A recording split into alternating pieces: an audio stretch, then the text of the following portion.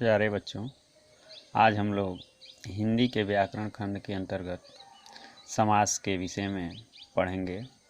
समास, जैसा कि आपको बताया गया है, समास शब्द का शाब्दिक अर्थ संक्षेप होता है। इसकी परिभाषा है, शब्दों के संक्षिप्त रूप को ही समास कहते हैं। अर्थात जब दो या दो से अधिक पद या शब्द को इस प्रकार रख दिया जाए कि उसके आकार में कमी हो जाए एवं अर्थ में कोई परिवर्तन न हो, तो ऐसे शब्दों के संक्षिप्त रूप को समास कहते हैं। जैसे राजपुत्र, राजा का पुत्र, इसमें राजा का पुत्र समास होने पर राजपुत्र हो गया। दो या दो से अधिक शब्दों से मिलकर बने शब्द को समस्त पद कहा जाता है। जैसे 5 वृक्षों का समूह पंचवटी, शक्ति के अनुसार यथाशक्ति। समस्त पद को जब तोड़कर पूर्व स्थिति में रखा जाता है तो उसे विग्रह कहते हैं। जैसे सभा का पति सभापति, सीताराम सीता और राम, 10 मुख हैं जिसके रावण। समास के भेद, समास के 6 भेद हैं।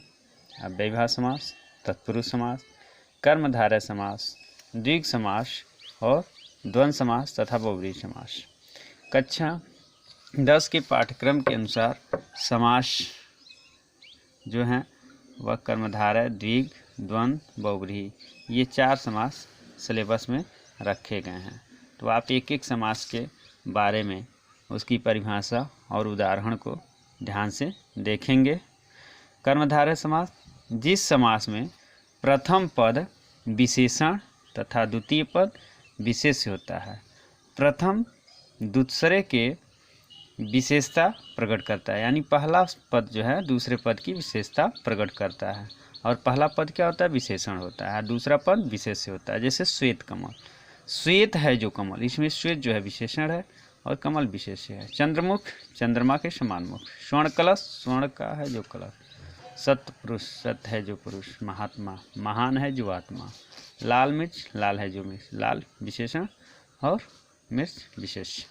इस तरह से आप लोग अगर कहीं भी इस तरह के शब्द दिए गए हैं तो उसको आप लोग देख करके पहचान लेंगे। जैसे परीक्षा में एग्जाम्पल देता है, श्वेत कमल दे देगा, लाल मिर्च दे देगा, महात्मा दे देगा और पूछेगा कि इसमें विग्रह करते हुए समास का नाम बताइए।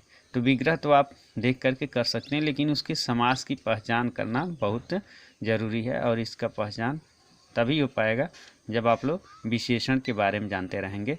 किसी शब्द की विशेषता बताने वाले शब्द को ही विशेषण कहते हैं और जिस शब्द की विशेषता बताया जाता है उसे विशेष्य कहते हैं। द्विग समास, जिस समास का प्रथम पद संख्यावाचक हो वह तथा दूसरा पद संज्ञा हो। जिस समास का प्रथम पद संख्यावाचक और दूसरा पद संज्ञा हो, उसमें उत्तर पद प्रधान हो, उसे द्विग समास कहते हैं। ये आपको ध्यान देना है कि पहला पद संख्यावाचक होना चाहिए और दूसरा पद संज्ञा होना चाहिए, वहाँ द्विग समास होगा। चतुर्भुज, 4 भुजाओं का समूह। चारपाई, 4 पायों का समूह। चौराहा, 4 राहों का समूह। त्रिफला, 3 फलों का समूह।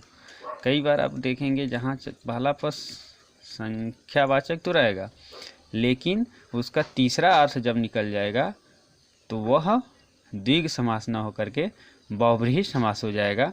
जैसे चतुरानन, दशानन, इसका तीसरा अर्थ निकलता है रावण और चतुरानन का निकल जाता है ब्रह्मा।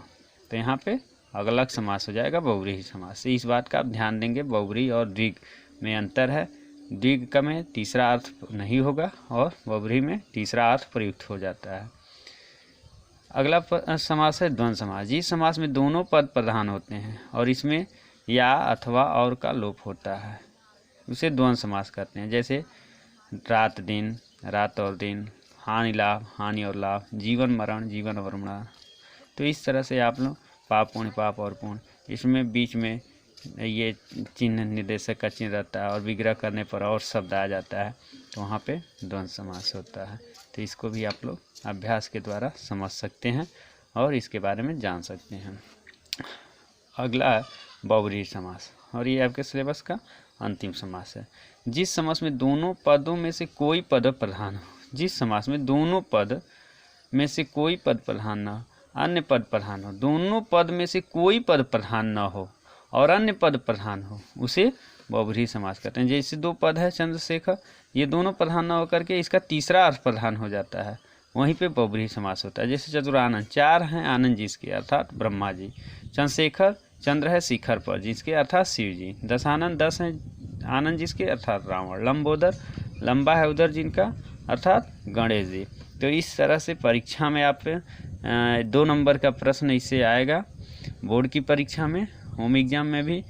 तो ये इसमें बस यही क्वेश्चन आता है कि एग्जाम्पल दे देगा और पूछेगा कि प्रयुक्त पद का समास विग्रह करते हुए समास का नाम बताइए। जैसे नीचे दिया गया समास, पीताम्बर, इसका विग्रह हो जाएगा पीला है जो अंबर, और समास हो जाएगा कर्मधारय समास।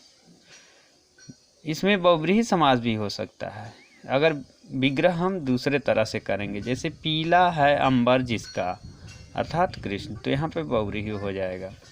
चतुर्भुज, 4 भुजाओं का समूह, तो यहाँ द्विग हुआ है, लेकिन अगर यहीं पे विग्रह कर देंगे 4 हैं भुजाएं जिनकी अर्थात ब्रह्मा जी, तो वहाँ पे बहुब्रीहि समास हो जाएगा। तो ये आपको देखना है, एक ही शब्द में विग्रह करने पर, विग्रह करने के तरीके के आधार पर समास जो है परिवर्तित हो जा रहा है। तो विग्रह हम कैसे कर रहे हैं ये बहुत महत्वपूर्ण रखता है। परीक्षा में यही रहेगा, शब्द रहेगा और विग्रह दे करके समास का नाम पूछेगा, और ये आप अभ्यास के द्वारा इसको समझ सकते हैं। तो आज हम लोग समास के विषय में ध्यान से पढ़े और सुने, और मुझे विश्वास है कि आप लोग भी इसे बड़े ध्यान से पढ़ेंगे और इसको समझने का प्रयास करेंगे। चूँकि परीक्षा में 2 अंक आता है, तो 2 अंक की तैयारी आप अच्छे ढंग से कर सकते हैं। अगले दिन हम लोग अगला पार्ट पढ़ेंगे। धन्यवाद।